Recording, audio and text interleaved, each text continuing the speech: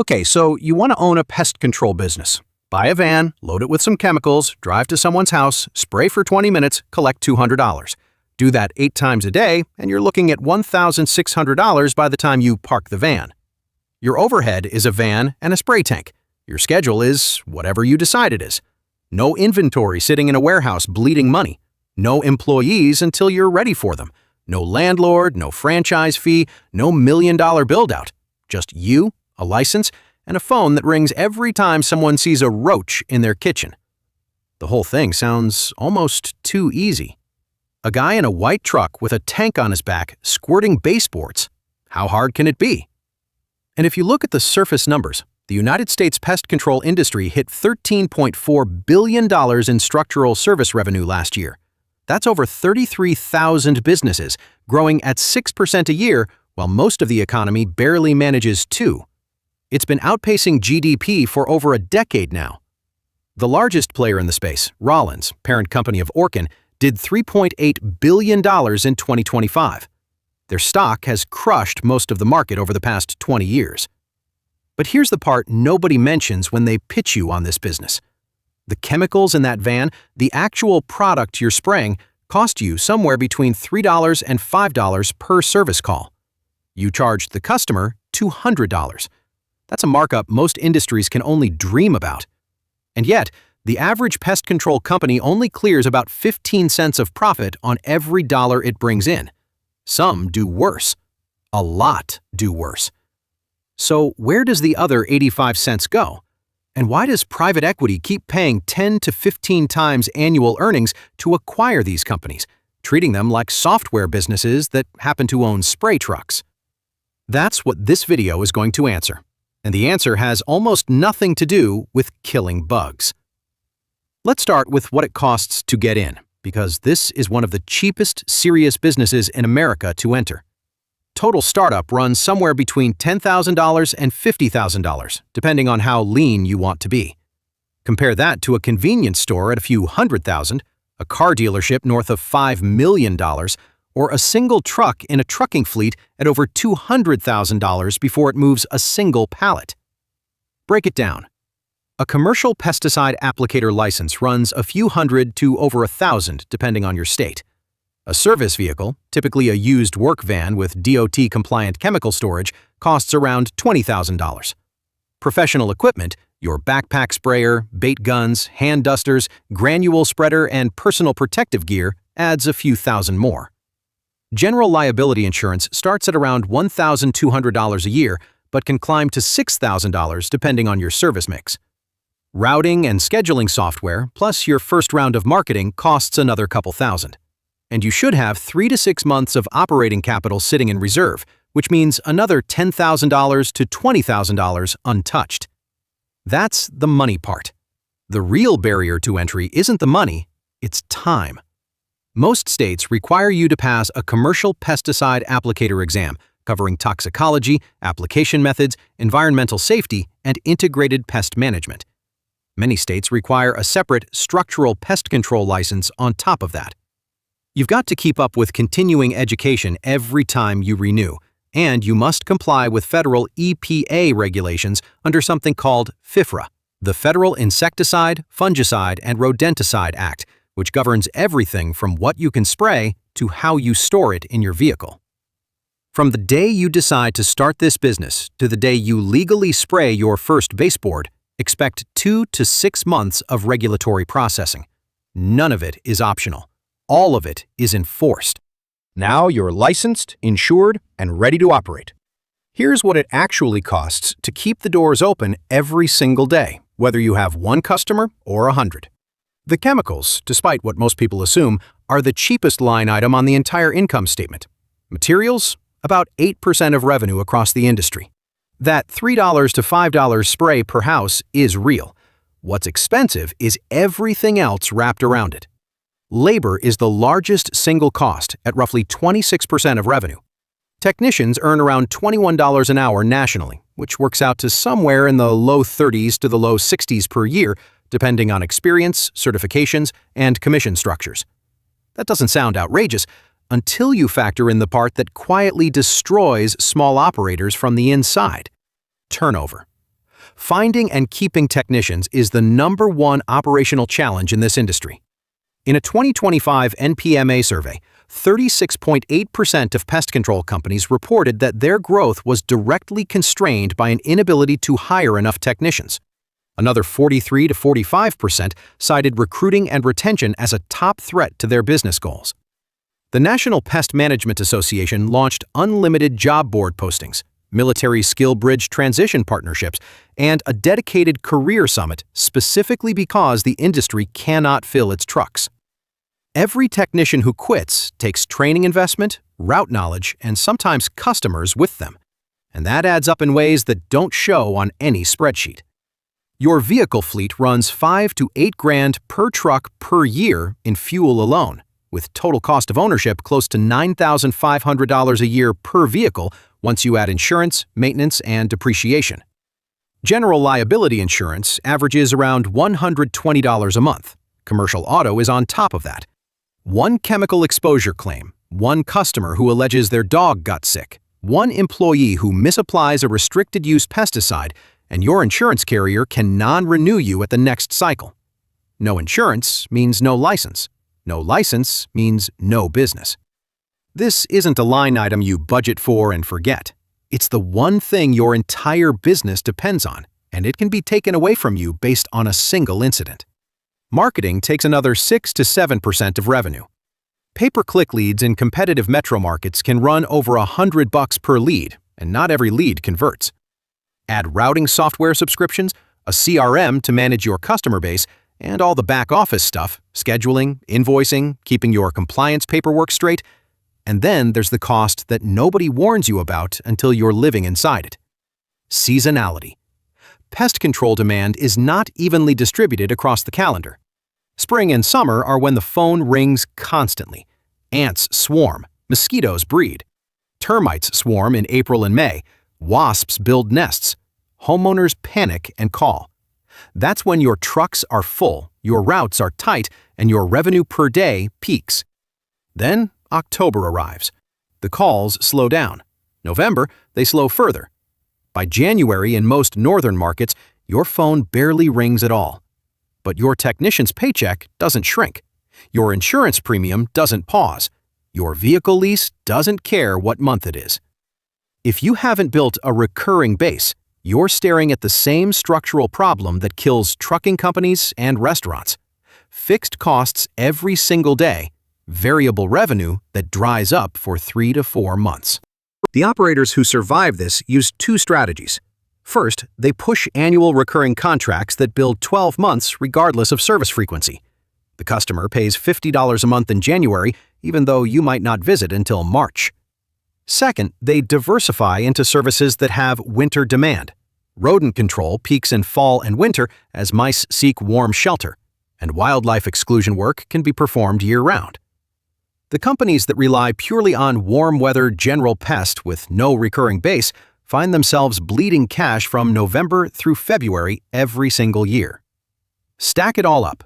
A solo operator needs around 10 grand a month going out the door before collecting a single dollar of revenue. That's just the cost of keeping the lights on. And during the slow months, that number doesn't go down. It just stops being covered by incoming calls. Now, here's the number that determines whether you make money or don't. It's not your price per service. It's not your close rate on leads. It's stops per technician per day. Large national companies push their techs for 20 to 30 stops per day. Quality-focused independent operators target 8 to 12. When you account for drive time between appointments, weather delays, callbacks, and the reality that some jobs take longer than scheduled, the actual achievable average for most operations is 6 to 8 stops per day. The math works like this. At 8 stops per day with a $175 average ticket, one technician pulls in $1,400 in daily gross revenue. Subtract that tech's daily labor cost of roughly $170, chemicals at $40, and vehicle expense at $40, and you're netting about $1,150 per tech per day. Across 250 working days, that's $287,500 in contribution margin per truck on the road. But if drive time eats just 2 stops per day, dropping you from 8 to 6, revenue falls to $1,050 per day. That's $262,500 annually. A $25,000 per technician per year difference caused entirely by geography and scheduling efficiency. There's a phrase you hear over and over from people who've been doing this for years. Windshield time is the enemy. Every minute your technician spends driving between stops instead of spraying is revenue that's gone forever. Route density, basically how many active customers you have clustered in the same area, is the biggest thing that determines whether you're profitable or not. It's also the main reason private equity pays premium multiples for companies in dense suburban metros and discounts rural operators with sprawling service areas.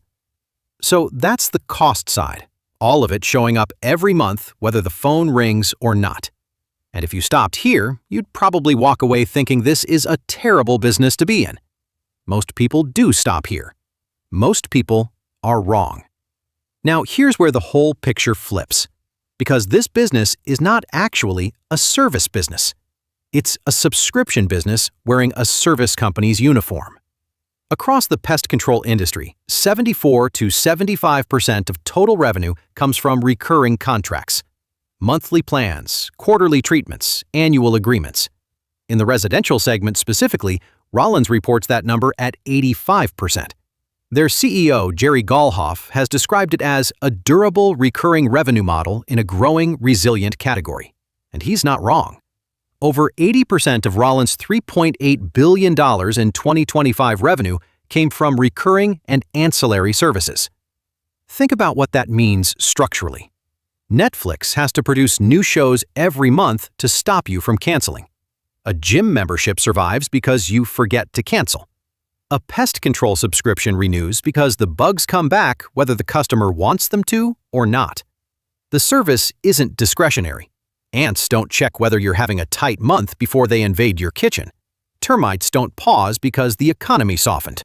Customer retention rates in this industry run in the mid-80s for residential accounts. For commercial clients, restaurants, hotels, healthcare facilities, property management companies, retention climbs above 94%. Annual churn among top-performing operators stays in the single digits. And here's the number that makes the economics actually work. The average customer sticks around long enough that their total lifetime revenue is 3 to 5 times what it cost to acquire them. Some operators claim ratios as high as 10 to 1. Gross margins across the industry average around 58%. The average company keeps about 15% as operating profit. The well-run ones with dense routes and high recurring mix push past 20%. Not all of that revenue is equal, though. Each service type in pest control operates on a completely different economic engine. Build around the right one, you get acquired for millions. Build around the wrong one, you stay stuck at one truck forever. General pest control, your ants, roaches, and spiders, is the bread and butter. One-time treatments run a couple $100.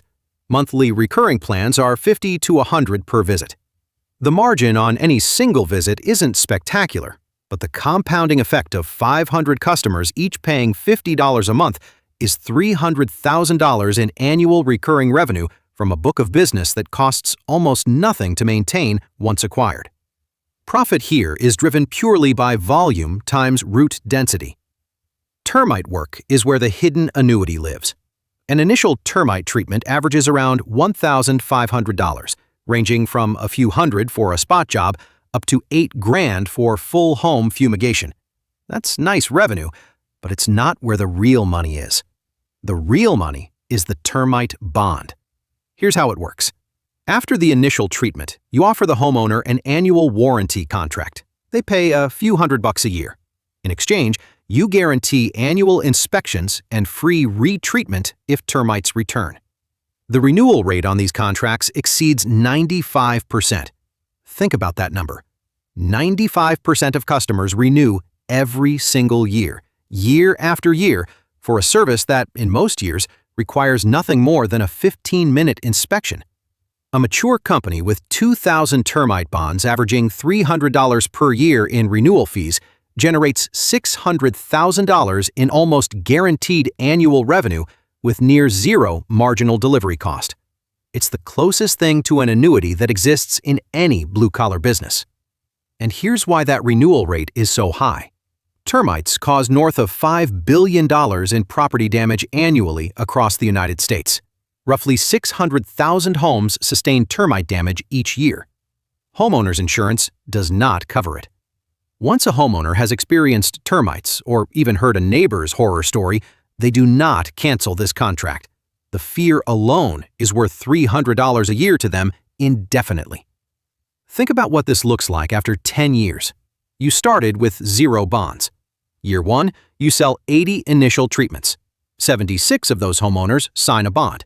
Year 2, you sell another 80, and 95% of last year's bonds renew. By year 10, you're sitting on 600 plus bonds paying you every single year for work you barely have to do. That's the compounding machine hiding inside this business. Bedbug treatments are the opposite model. High ticket, $2 to $3 grand per job, but essentially zero recurrence. The customer calls once, you treat, they never want to see you again. Great for a cash injection, terrible as a foundation for a business because it generates no recurring revenue and no predictable future cash flow. Then there's the service almost nobody outside the industry thinks about. Wood-destroying insect inspections, called WDI reports, required for most real estate transactions in the United States. The inspection fee itself is modest, a couple $100, barely worth mentioning. But here's what that inspection actually is. It's a customer acquisition machine disguised as a service. Every home sale puts a pest control company in front of a buyer who just discovered their new house has termite history or active damage. That buyer needs treatment. That buyer needs a termite bond. That buyer just became a recurring customer for free. The WDI inspection is the door. Everything behind it is profit. Now, let's talk about what happens when a solo operator tries to grow this into a real company, because the transition from 1 truck to 3 trucks is where most people either break through or get stuck permanently. The good news is, some things genuinely get better as you grow. Route density improves because more customers in the same zip codes means less windshield time per stop. Chemical purchasing costs drop with volume. Marketing cost per acquired customer decreases. And critically, you become visible to commercial clients. Restaurants, hotel chains, hospitals, and property management companies will not sign contracts with a 1-truck operation. They need reliability, backup capacity, and documented compliance protocols. A 3 to 5 truck company crosses that threshold. Now, here's what gets brutally harder. Finding technicians in an industry that already cannot fill its existing positions. Maintaining quality control when you're no longer personally doing every service call. Managing callbacks and customer complaints that you didn't personally cause. And the hardest part of all, going from being the person who sprays to being the person who manages people who spray. Most owner-operators built this business because they're good at the technical work. Managing a team, tracking KPIs, running payroll, handling HR disputes, making strategic decisions about growth. That's a completely different skill set. The operators who can't make that mental shift get stuck at 2 to 3 trucks indefinitely, working 60-hour weeks and earning less per hour than their own technicians. The National Pest Management Association's own workforce data backs this up. In their 2025 industry survey, member companies reported that technician recruitment has been the single largest barrier to growth for 3 consecutive years. NPMA leadership has said publicly that the association invested in military transition pipelines, vocational school partnerships, and a national career awareness campaign specifically because the demand for pest management services continues to outpace the workforce pipeline. The trucks exist. The customers exist. The technicians to fill those trucks do not exist in sufficient numbers.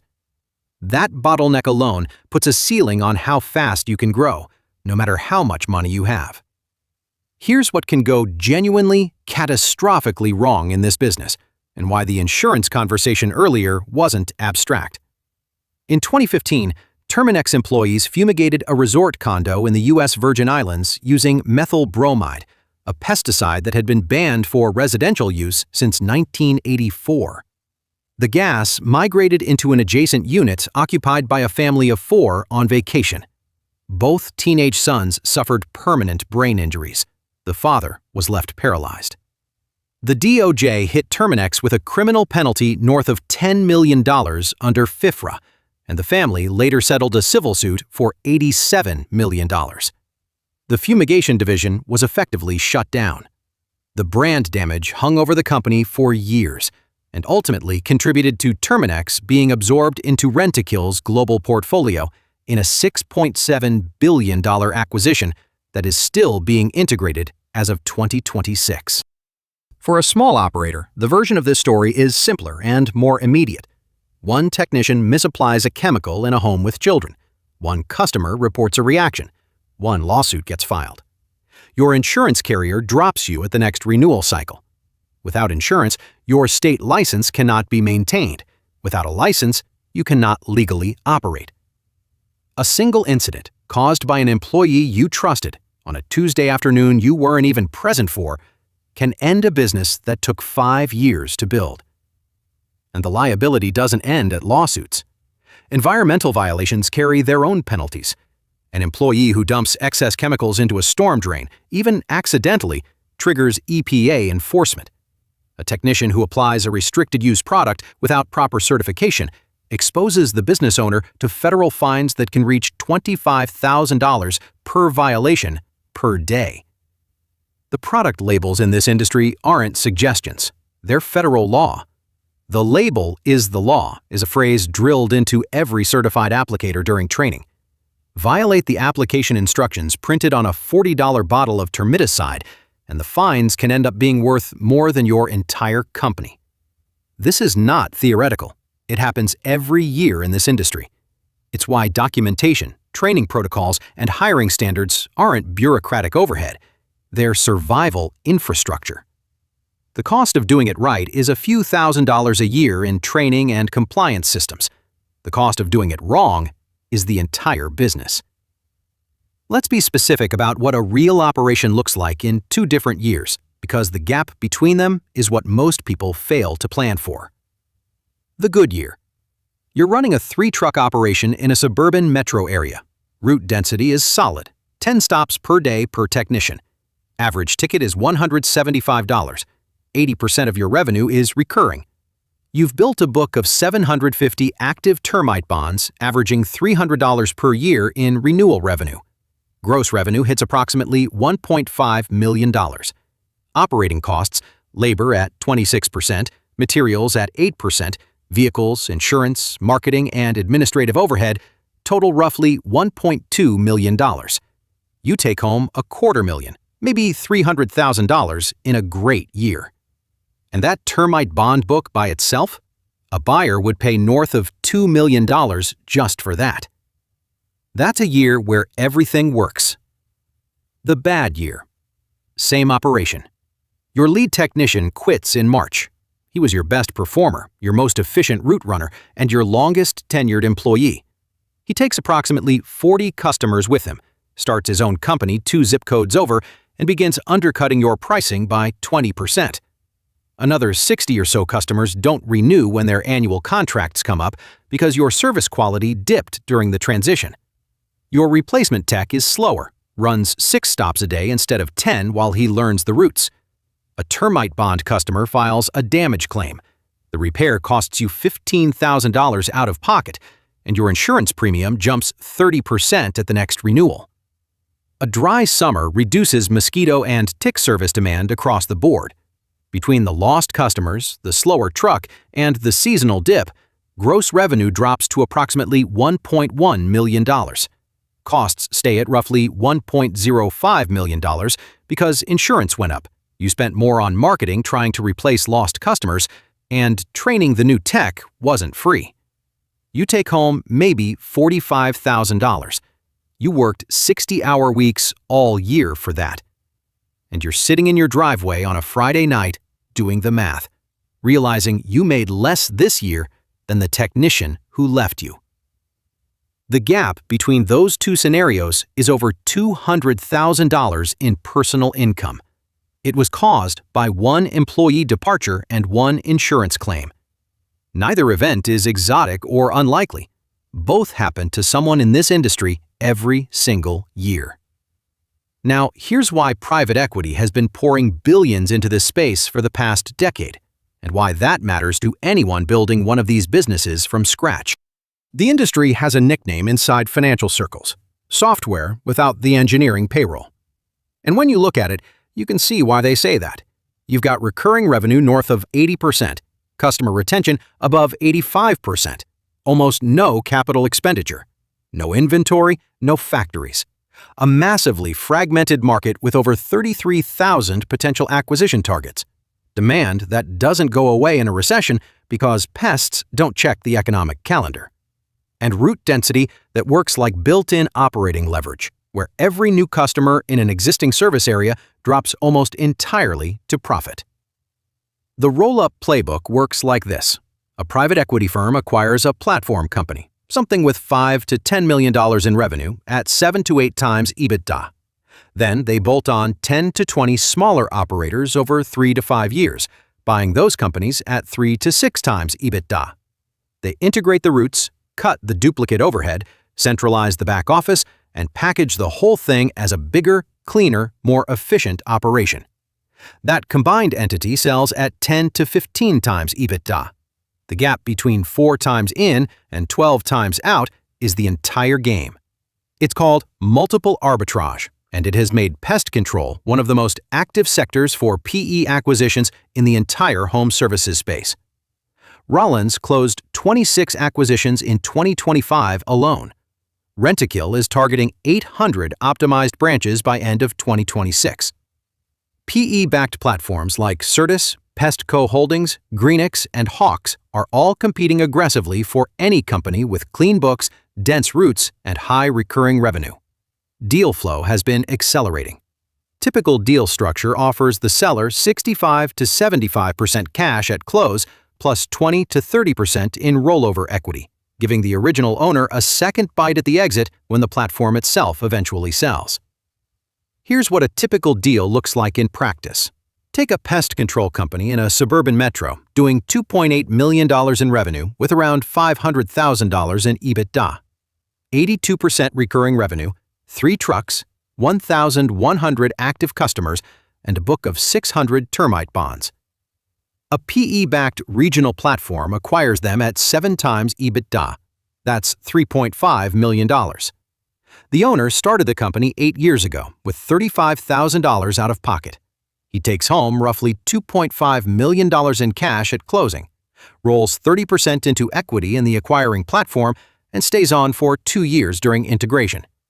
When the platform itself sells a few years later at 12 to 13 times EBITDA, his rolled equity roughly doubles. Total proceeds from a business that started with a used van and a state exam, north of $4 million. This is not the exceptional outcome. This is the playbook running on repeat across the industry. The exceptional outcome is the operator who builds to $10 million in revenue with 5 to 6 locations, sells at 10 to 12 times, and walks away with generational money. What this means for a single operator who built the right way: you entered the business for $50,000. You built recurring revenue to 80% or above. You optimized route density in a suburban metro. You kept your books clean for 3 years. A PE-backed platform offers you 8 to 10 times your EBITDA. A company generating $300,000 in annual EBITDA sells for $2.4 to $3 million. You built that from a van and a spray tank in under a decade. A pest control business is not a business that kills bugs. It is a recurring revenue machine that uses $3 worth of chemicals to deliver several $1,000s in customer lifetime value. The spray truck is not the product. The subscription is the product. The termite bond is the annuity, and the exit to private equity is the wealth event that most owner-operators never even knew was available to them when they bought their first van. The people who understand this build something that looks like a blue-collar service company on the outside and prints like a SaaS business on the inside. The people who don't understand it stay stuck at one truck trading hours for dollars, wondering why someone just offered their competitor $3 million for a company that does the same thing they do.